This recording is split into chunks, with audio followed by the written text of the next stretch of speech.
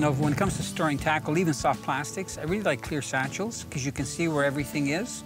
And if you have the proper bag, you can actually put 3-4 satchels in your bag or more. And then depending on the type of fishing you're doing, you can actually, you know, take satchels that you don't want, put satchels in with the right stuff. But these satchels are made by Flambeau, and they're called Zerust. It's kind of this material that they use, this blue that you see here and in the dividers, actually prevents the metal from rusting. You know, sometimes even when you have wet hooks from fishing and you change up, or if you get rain, or you get splashed inside your lures, sometimes they can rust up. But that material is really good because it prevents the rusting.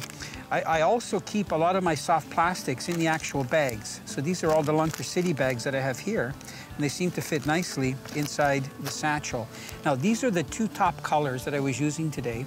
So this is the Finesse Fish Classic 4-inch. This is the shad color. It's actually a brown shad. You can see that it's got that brownish back with the pearl silver bottom. And this other one, look at how very lifelike for clear water, kind of like a blue back. Same thing, 4-inch. I started off with the flat jig heads, but I soon went to the round ones because when you're fishing the current seams, the round jig heads seem to drop a lot quicker. You have a little bit more line control. And you can see that these, the Lunker City ones, have those great grub barbs.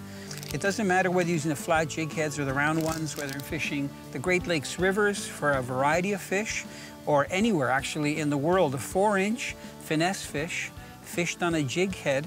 If you're fishing for fish that are predatory, that eat smaller fish, they will work anywhere. Trust me, I've been fishing them for about 40 years.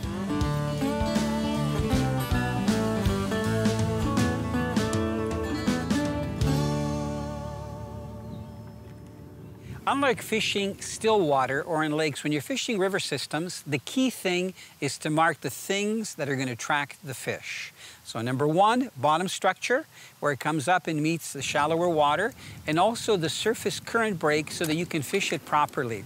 I use the least amount of weight if I'm using things like the Lunker City soft plastics or even twister tails.